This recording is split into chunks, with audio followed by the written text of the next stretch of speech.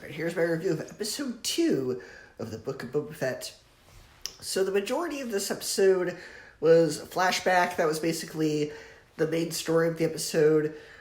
The main story of this episode was basically just Boba Fett kind of on Tattooine, training with the Tusken Raiders to fight back against this train that's been terrorizing them. And that led to a lot of really fun moments where the Tusken Raiders keep trying to jump from the moving speeder bikes, but they keep falling.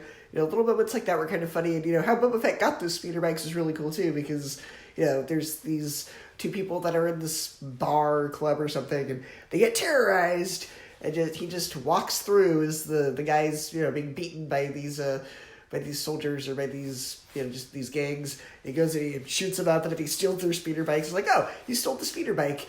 And then the next shot, it's like, no, he stole all the speeder bikes. That was really funny. So, the Tusken Raiders trying to jump from the moving speeder bikes, but they keep falling. Little moments like that were kind of funny. So as for the present day story, that was only the first 10, 15 minutes or so of this episode. So I enjoyed seeing the Hutts. I thought they did a good job with that. And I love that they're using practical effects on this show with the droids and the Hutts and everything. There's very little CGI in the show, it appears. If it is, then I can't tell. It all looks practical to me.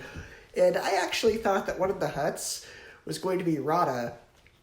Rada all grown up now, up until the point where they made it very clear that it wasn't, because he says, Jabba's your cousin, not Jabba's your father, so it's not Rada, which was a little disappointing, but I guess the Clone Wars movie wasn't very well received, so they're trying to get people to essentially forget that it exists, so I don't think we're going to see Rada. I think the Clone Wars movies, we're going to forget that happened.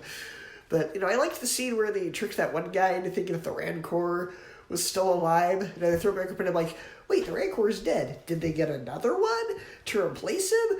And it was just like, haha, no, we pranked you, dude. We just put you in your place because you talked back to us, and, you basically tried to betray us, but, we have power, but, the Rancor's dead, but, haha, we tricked you. So that was kind of fun. So this show kind of seems to be using the format from the show Arrow, where there's a main story, then you also get a big chunk of the episode being the flashback. So am I a bit more interested in the story of Boba being the new crime boss of Tattooine? Yes. Did I still enjoy the flashback story this week? Yes. It was still a lot of fun. They had a lot of fun with the Tusken Raider training. This episode was actually pretty unexpectedly funny. I still had a really good time with this episode, even though it was mostly B story. Like I said, I'm more interested in the Boba Fett being the crime boss element of this show, but the flashback part of this was pretty good too. I still had a lot of fun with this episode. Let me know what you guys thought.